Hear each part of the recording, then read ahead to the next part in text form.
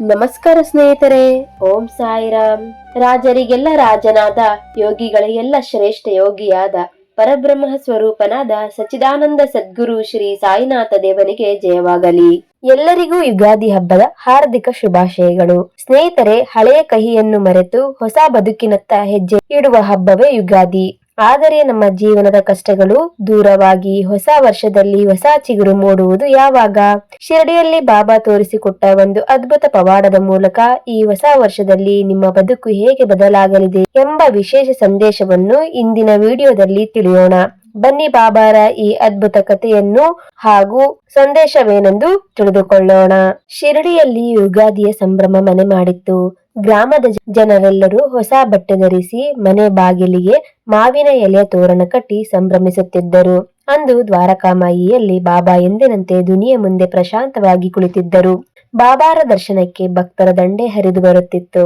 ಒಬ್ಬ ಭಕ್ತನು ಅತ್ಯಂತ ಭಕ್ತಿಯಿಂದ ಒಂದು ತಟ್ಟೆಯಲ್ಲಿ ಬೇವು ಮತ್ತು ಬೆಲ್ಲವನ್ನು ಬಾಬಾರ ಮುಂದೆ ಪ್ರಸಾದವಾಗಿ ಅರ್ಪಿಸಿದನು. ಇದನ್ನು ಗಮನಿಸುತ್ತಿದ್ದ ಮತ್ತೊಬ್ಬ ಭಕ್ತನಿಗೆ ಒಂದು ಕುತೂಹಲ ಮೂಡಿತು.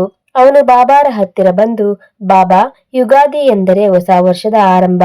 ಇಂತಹ ಶುಭ ದಿನದಂದು ನಾವು ಕಹಿಯಾದ ಬೇವನ್ನೇಕೆ ತಿನ್ನಬೇಕು? ಬರೀ ಬೆಲ್ಲ ತಿಂದು ಸಂಭ್ರಮಿಸಿದರೆ ಸಾಲದೆ? ಜೀವನದಲ್ಲಿ ಕಹಿ ಏಕಿರಬೇಕು ಎಂದು ಪ್ರಶ್ನಿಸಿದನು.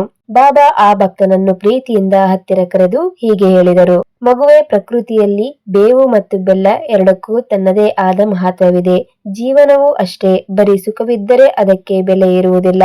ಕಳೆದ ವರ್ಷ ನೀನು ಅನುಭವಿಸಿದ ಕಷ್ಟಗಳು, ನೋವುಗಳು ಮತ್ತು ಅವಮಾನಗಳು ಈ ಬೇವಿದ್ದಂತೆ. ಅವುಗಳನ್ನು ಕಹಿಯೆಂದು ದ್ವೇಷಿಸಬೇಡ. ಆ ಕಹಿ ನೆನಪುಗಳಿಂದ ಪಾಠ ಕಲಿತು ಅವುಗಳನ್ನು ಜೀರ್ಣಿಸಿಕೊಂಡಾಗ ಮಾತ್ರ ಮುಂದೆ ಬರುವ ಯಶಸ್ಸು ಎಂಬ ಬೆಲ್ಲದ ಸಿಹಿ ನಿನಗೆ ಅರ್ಥವಾಗುತ್ತದೆ.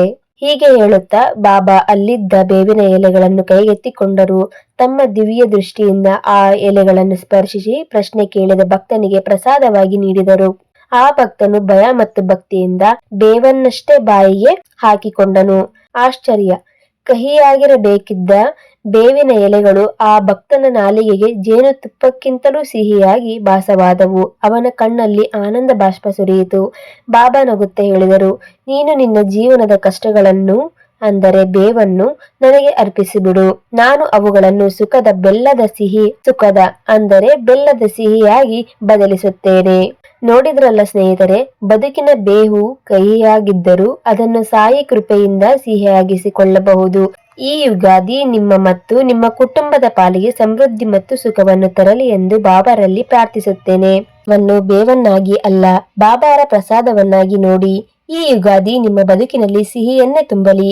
ನಮ್ಮ ಬದುಕಿನ ಕಷ್ಟಗಳು ಬೇವಿದ್ದಂತೆ. ನಾವು ಬಾಬಾರ ಮೇಲೆ ನಂಬಿಕೆ ಇಟ್ಟು ಅವುಗಳನ್ನು ಸ್ವೀಕರಿಸಿದರೆ ಬಾಬಾ ಆ ಕಹಿಯನ್ನು ಕೂಡ ಯಶಸ್ಸು ಮತ್ತು ಸುಖದ ಸಿಹಿಯಾಗಿ ಬದಲಾಯಿಸುತ್ತಾರೆ. ಈ ಯುಗಾದಿ ನಿಮ್ಮ ಬದುಕಿನಲ್ಲಿ ಹೊಸ ಬದಲಾವಣೆ ತರಲು ಈ 5 ಮಂತ್ರಗಳನ್ನು ನೆನಪಿಡಿ. ಹಳೆ ಬೇರು, ಹೊಸ ಚಿಗುರು. ಕಳೆದ ವರ್ಷದ ಸೋಲುಗಳು ಹಳೆ ಬೇರು ಇದ್ದಂತೆ. ಅವುಗಳಿಂದ ಪಾಠ ಕಲಿಯಿರಿ. ಈ ಯುಗಾದಿ ನಿಮ್ಮ ಪಾಲಿಗೆ ಹೊಸ ಚಿಗುರು ಆಗಲಿದೆ. ಸೋಲನ್ನೇ ಯಶಸ್ಸಿನ ಮೆಟ್ಟಿಲಾಗಿಸಲು ಬಾಬಾರವರು ನಿಮಗೆ ದಾರಿ ತೋರಿಸಲಿದ್ದಾರೆ. ಶ್ರದ್ಧಾ ಮತ್ತು ಸಬೂರಿ. ಕೆಲಸ ಸಾಗುತ್ತಿಲ್ಲ ಎಂದು ಧೃತಿ ಇಡಬೇಡಿ. ಸರಿಯಾದ ಸಮಯಕ್ಕಾಗಿ ಕಾಯಿರಿ, ಅಂದರೆ ತಾಳ್ಮೆಯಿಂದ ಇರಿ.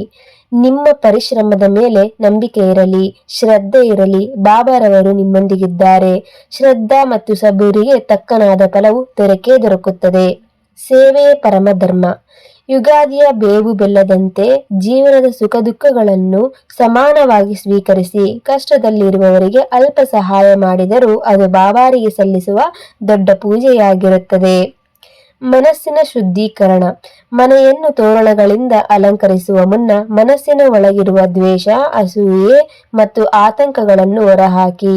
ಶಾಂತ ಮನಸ್ಸಿನಲ್ಲಿ ಮಾತ್ರ ಯಶಸ್ಸು ನೆಲೆಸುತ್ತದೆ. ನಿಮ್ಮ ಮನಸ್ಸನ್ನು ಶುದ್ಧವಾಗಿಟ್ಟುಕೊಳ್ಳಿ. ಸದಾ ಸಾಯಿನಾಮ ಜಪವನ್ನು ಮುಂದುವರೆಸಿ. ಅಪರಿಮಿತವಾದ ಭರವಸೆ. ನನ್ನನ್ನು ನಂಬಿದವರನ್ನು ನಾನು ಎಂದಿಗೂ ಕೈ ಬಿಡುವುದಿಲ್ಲ ಎಂಬುದು ಬಾಬಾರವರ ಭರವಸೆ. ಈ ವರ್ಷ ನಿಮ್ಮ ಎಲ್ಲಾ ಶುಭ ಸಂಕಲ್ಪಗಳು ಸಾಯಿ ಕೃಪೆಯಿಂದ ಈಡೇರಲಿದೆ.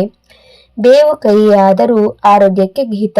ಕಷ್ಟಗಳು ನೋವು ನೀಡಿದರೂ ಬದುಕಿಗೆ ಪಾಠ.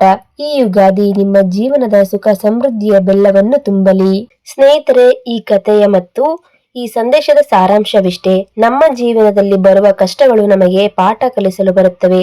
ನಾವು ಬಾಬಾರ ಮೇಲೆ ಅಚಲವಾದ ನಂಬಿಕೆ ಇಟ್ಟು ಆ ಕಷ್ಟಗಳನ್ನು ಎದುರಿಸಿದರೆ ಬಾಬಾ ಖಂಡಿತವಾಗಿಯೂ ನಮ್ಮ ಬದುಕಿನ ಕಹಿಯನ್ನು ಅಳಿಸಿ ಸುಖ ಸಮೃದ್ಧಿಯ ಸಿಹಿಯನ್ನು ತುಂಬುತ್ತಾರೆ. ಈ ಯುಗಾದಿ ನಿಮ್ಮ ಪಾಲಿಗೆ ಅಂತಹದ್ದೇ ಒಂದು ಅದ್ಭುತ ಬದಲಾವಣೆಯನ್ನು ತರಲಿದೆ. ಕತೆ ಇಷ್ಟವಾಗಿದ್ದರೆ ಲೈಕ್ ಮಾಡಲು ಮರೆಯದಿರಿ. ಸಾಯಿ ಕೃಪೆಗಾಗಿ ಶೇರ್ ಮಾಡಿ ಮತ್ತು ಇಂತಹ ಇನ್ನಷ್ಟು ಪ್ರೇರಣಾತ್ಮಕ ಮತ್ತು ಭಾವಪೂರ್ವಕ ವಿಡಿಯೋಗಳಿಗಾಗಿ ನಮ್ಮ ಚಾನೆಲ್ ಅನ್ನು ಈಗಲೇ ಸಬ್ಸ್ಕ್ರೈಬ್ ಮಾಡಿ. ಕಮೆಂಟ್ ಬಾಕ್ಸಿನಲ್ಲಿ ಮರೆಯದೆ ಓಂ ಸಾಯಿರಾಮ್ ಎಂದು ಬರೆಯಿರಿ. ಧನ್ಯವಾದಗಳು.